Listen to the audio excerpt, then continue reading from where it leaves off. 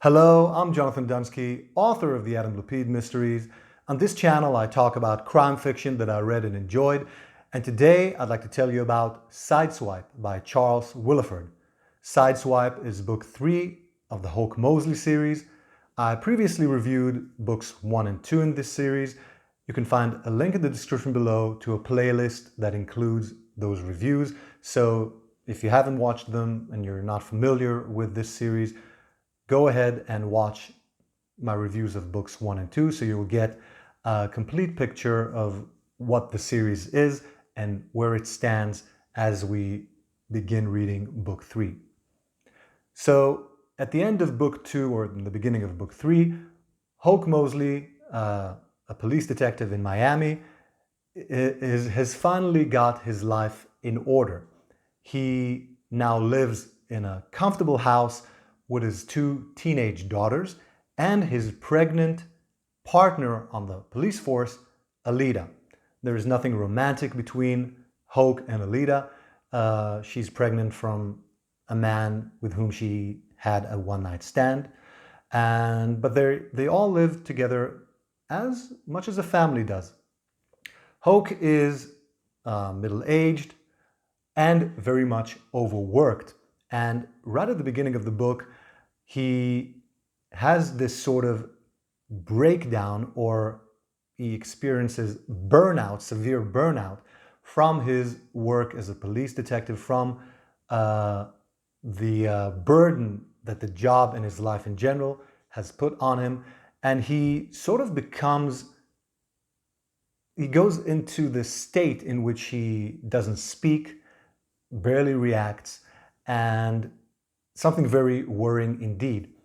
So to give him time to recover, Alida arranges for Hoke to move in with his rich father, who lives on Singer Island in Florida as well. And Hoke goes there, and within a few days he recovers sufficiently so he's speaking again. And he says that he doesn't want to be a police detective anymore. He wants to simplify his life, so he is not interested in continuing his career or living with his teenage daughters anymore. He wants to stay on Singer Island where he grew up and basically do as little as possible, as he puts it, to, as I said, simplify his life. Now, as you can imagine, this is something strange, because Hoke is basically abandoning his 2 teenage daughters with his pregnant partner, to whom his daughters are not related, even though they get along very well with each other. And a lot of characters in this book and in the series in general make very strange decisions. For instance, in books 1 and 2, Hoke was living basically in poverty. This despite of the fact that his father is very rich, and his father owns a lot of real estate and a successful business on Singer Island or thereabouts. But Hoke never goes to his father for financial help, even though the two get along fairly well. They're not estranged or anything. So his father takes Hoke in, and Hoke gets a little better, and his father offers Hoke the position as a property manager in a building that he owns, in which he rents out apartments to usually for tourists or people who stay for a short while on Singer Island. And Hoke accepts this position and moves into that building, into a small apartment there, and he begins working as a property manager. So Hoke does not intend to ever return to being a police detective, but Alida wants to give him time to change his mind, so she arranges for him to have sort of an unofficial sick leave or an unofficial vacation from the department, so giving him the chance to perhaps change his mind before he actually quits. So much of the novel is about Hoke sort of living a new sort of life. And this, of course, changes as the story goes along. For instance, one of his daughters decides to move in with him on Singer Island.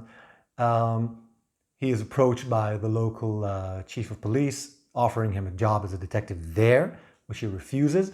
But there is a sort of a string of robberies that the local police there still come to him for advice, for consultation about, and we sort of see him, his nature as an investigator, as a detective, has not been eradicated by his burnout. Aside from Hoke's story, there is another story that goes on sort of parallel to Hoke's sort of Hoke's change of life, and that is the story of a retiree by the name of Stanley Sienkiewicz, who is wrongfully accused of a heinous crime. He's thrown in jail for a short while until everything is cleared up. But while he is in jail, he meets a man by the name of Troy Loudon, who just comes out and tells him that he is a psychopath.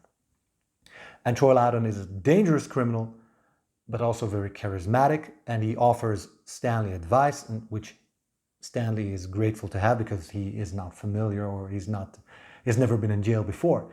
So Troy sort of enlists this retiree to help him in a heist that he is planning, and throughout much of the book, this heist is being planned, or Troy and then Stanley sort of inch closer and closer to committing this heist.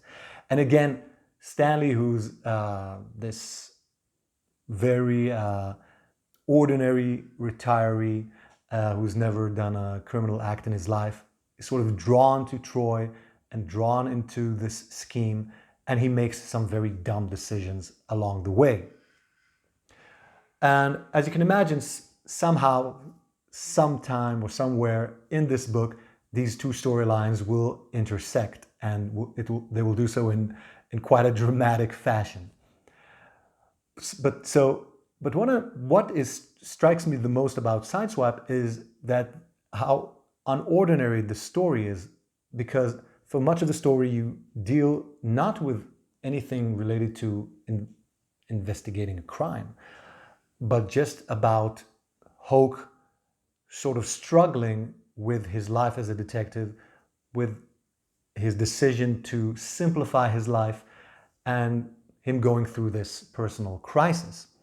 So Charles Willeford, the author, did something quite special here.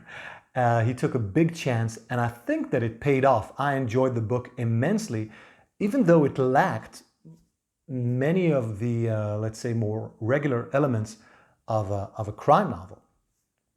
I think that the writing shows great sensitivity and sort of and it has a sort of delicate touch when it comes to dealing with the crisis that Hoke is going through and with his family life. But there is still a lot of just good-natured fun, or just pulpy fun, in the way that Troy Loudon, the criminal psychopath, reacts or acts, and his crazy plan of committing a heist, and just how these two storylines end up connecting. So I greatly enjoyed Sideswipe, as I have all 4 Hoke Moseley novels.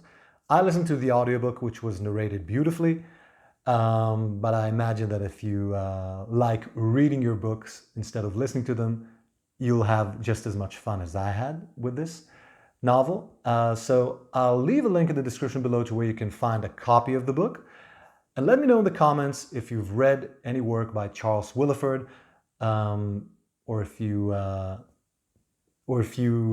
can recommend any other novels that take place in Florida.